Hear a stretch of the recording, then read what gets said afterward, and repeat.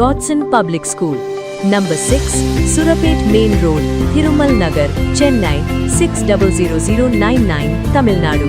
ஆலங்குளம் அருகே சாலையில் நடந்து சென்ற 6 நபர்கள் மீது முகமூடி அணிந்து வந்த மர்ம கும்பல் அரிவாளால் வெட்டி தாக்குதல் நடத்திய சம்பவம் பரபரப்பை ஏற்படுத்தியுள்ளது.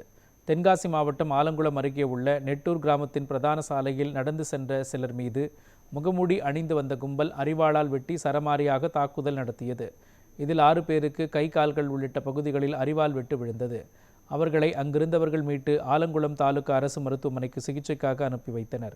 இந்நிலையில் தாக்குதல் நடத்திய நபர்களை உடனடியாக கைது செய்ய கோரி பொதுமக்கள் சாலை மறியலில் ஈடுபட்டனர்.